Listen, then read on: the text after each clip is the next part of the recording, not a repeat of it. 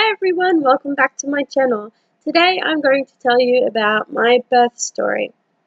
Just to recap on my third trimester video, my water broke on Monday the 4th of November. Before this happened, a week before I got admitted into the Townsville Hospital for leaking fluid. I had an ultrasound done that Thursday, and they told me that my excess fluid had jumped from a 10 to a 14 and that my cervix had thinned to 1 centimeter. My baby was also head down and laying right onto my cervix. Okay, let's get into it. So at 7 a.m. on Monday the 4th of November, I got up, I was still in the hospital, I had a shower. When I got out of the shower, I was drying myself off and I felt this trickle coming down my leg. And I thought, okay, I'm still leaking fluid. Didn't think much of it and then went to sit down on the toilet when I realized I had a big clunk of fluid just drop out of me and it wasn't stopping. It was just one big flow like someone had turned on a tap. I buzzed the nurses and I said, I think my water's breaking. I've got all this fluid coming down. They said, okay, pop a pad on and we'll have a look at it. I did that. I soaked straight through that pad. They then made me up this really big, huge one. And I put that on. I soaked through about 3 of those. Now, keeping in mind, I already had been diagnosed with excess fluid. So I had a lot of fluid to come out. So that's not to say, excuse me, that's not to say that with every pregnancy when your water breaks, you're going to have a lot of fluid. Some people I've heard only get a little trickle and that's it. For me, I had quite a lot of fluid. I was so stretched to the max. I had so much pressure. So I had a lot of fluid coming out. I had soaked through about 3 sets of pants before actually going to the birth suite. So this all started about 7 a.m. At about 7:30, they get a wheelchair to take me over to the birth suite. I soaked through that. At this stage, I wasn't getting any contractions. But I was also so tight previous to this that all week when they asked me if I was getting any cramping or contractions, I couldn't tell because I had so much pressure from the fluid. And I just felt that pressure 24/7. As soon as my water started to break, I felt a relief of pressure. Straight away, I could feel it. It just wasn't as tight anymore. There wasn't as much pressure there. By the time I got from the maternity ward to the birth suite on the wheelchair, I started to getting slight cramping. So whether I was getting that before or not, I don't know, because I couldn't tell. But as soon as my waters broke, I could start telling I was feeling something. So I was getting cramping. Just at that stage, it only... Sorry about that. I only could feel like period pain cramps at that stage. And I was still flooding with water. By the time I got to the birth suite, there was fluid all over the wheelchair. They had to put covers all over the bed and pads and stuff because I was soaking through everything. And they put me in the birth suite into a examining room too, so they could examine me. At this point, I was only like maybe a 1 centimeter of that. So my cervix was still closed, but my waters had broke. I was in there all day from about 7 a.m. to about 5 p.m. I think. Contractions were getting slowly worse and worse. Started off to a cramp, to a really bad cramp, then to a very small contraction, about like 1 or 2.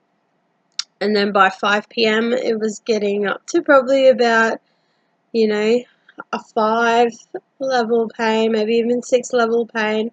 Now I have quite a high pain threshold, so for me, a 5 might be, for my sister-in-law who was with me at the time, was probably about a 7 or an 8. So I deal with pain pretty well.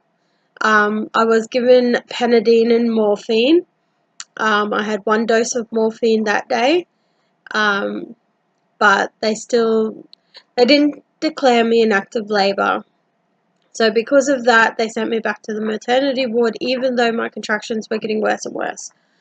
They said, no, you're not in active labour, we're going to send you back. So they did that about 5 p.m, sent me back to the ward, even though I was still getting contractions, and they kept increasing, getting closer together. They kept telling me not to time them, but I decided to anyway. And then I was in the ward, back at the ward for about 2 hours. And then I was screaming. My pain had gone from a 5 to probably about an 8. And I was like, oh my God, I'm definitely in labour. I was telling my sister-in-law, if this ain't labour, I don't know what is. Like, my husband was like, come on, she's need to go back. So they finally called up the birth suite and told us, no, she's just got to go back to the birth suite. So they took me back to the birth suite. It was about 7-ish. So I'd been in labour for about 12 hours since my water broke now. And then they gave me some more morphine. They also gave me some more Panadine. They gave me the gas. I didn't find the gas worked very much for me at all. It was alright when the pain was only minor, but once the pain gets to a certain point, it did not really do much for me at all, except for make me feel sick. I don't think it really eased the pain much at all. Then by about... So this went on all night long. They wouldn't give me an epidural because they wouldn't let me have one until I was in active labour, because I told them earlier on during the week, when I knew I was going to go early, I told them that my biggest fear was having PKU. I would lose energy really quickly during labour, and I wouldn't be able to push out naturally. That was my biggest fear. And they said to me, well, if that happens, worst case scenario, you'll get a C-section. Now, obviously, if I could avoid a C-section, I wanted to avoid a C-section. I'm not really one of those ones that are dead set against it or anything like that.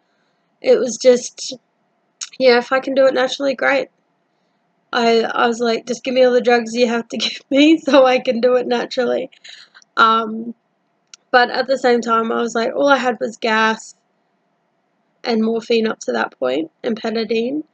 And then by 5 a.m, around probably between 3 and 5 a.m, that's when the pain started to get excruciating.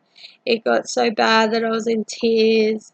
It was probably right up to a level 9 to 10 in my pain threshold. So it was pretty shockingly bad. At 3 a.m, they wouldn't give me an epidural because they didn't declare me of active labour. Then they were going to get someone around 4 a.m. to come check me to see if I was in active labour, because to be in active labour, I had to be 5 centimetres. But then all the doctors and everyone that could do the exam were in theatre, so I had to wait. So they said, oh, we'll give you another dose of morphine and try to get some sleep. So they did that, and the morphine was good. I was kind of in and out with the morphine, and then by the time 5 a.m. came around, they finally had someone to examine me. By that point, the morphine had worn off, and I was screaming in pain again. It was not sort of pain that I would have expected, though. It was more like a really bad cramping pain, like period pain to the extremes, and it would come and go like muscle cramps. But it was pretty shocking. And because they waited so long to give me the epidural, they didn't want to give it to me too early, because if it had worn off, I could get exhausted and not be able to push him out properly. So they decided to hold off.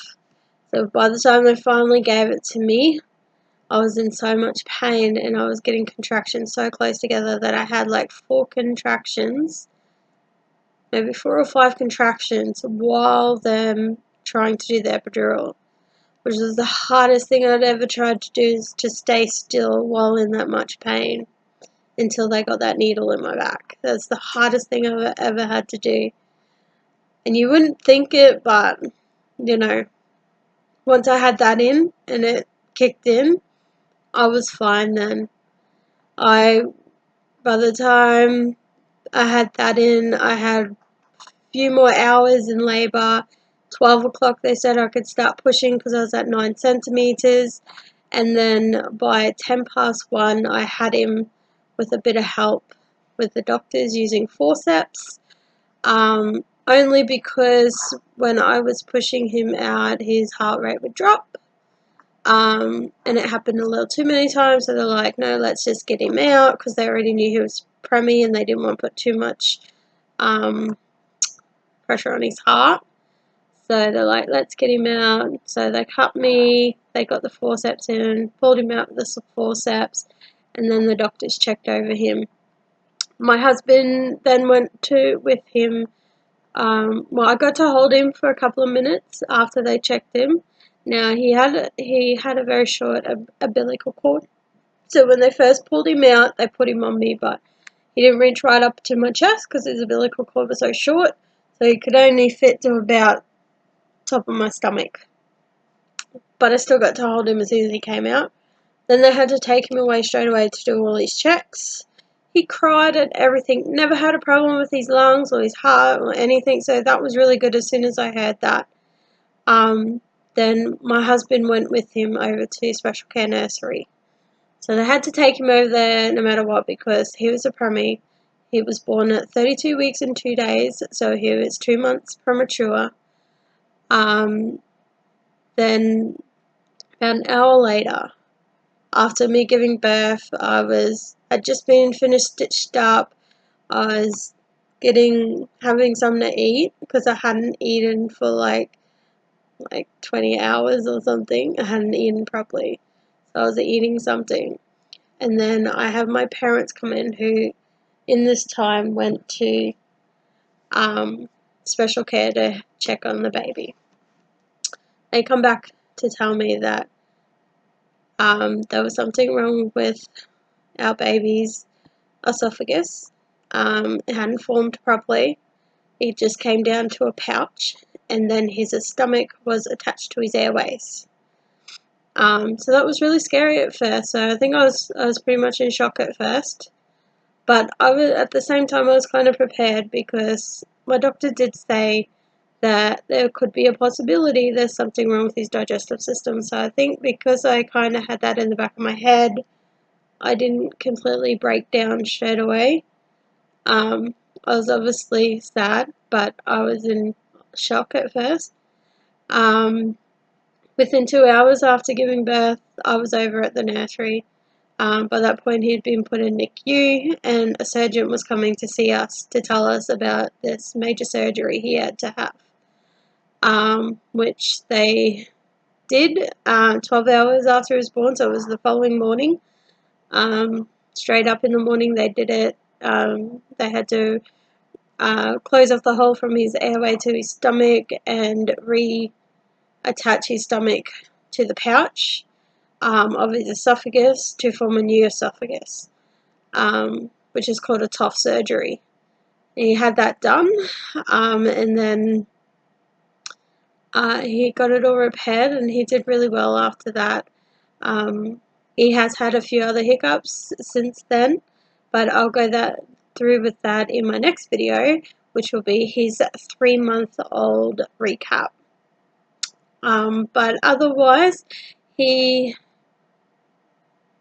was born and he had all these things wrong with it. Everyone said that even after he was born and before I found out about his having to have surgery, that was so surprised that I'd just given birth, because I was so happy and bubbly, and I wasn't crying or anything. And then as soon as I found out about that, usually they want you to stay in the birth suite for 6 hours after an epidural.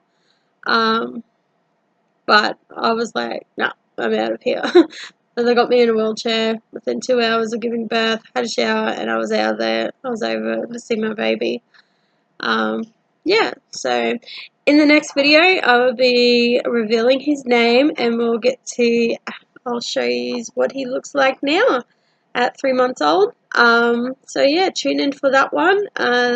If you subscribe, you can find that on my channel. Please give this movie a thumbs up if you like it. Thank you very much. Bye.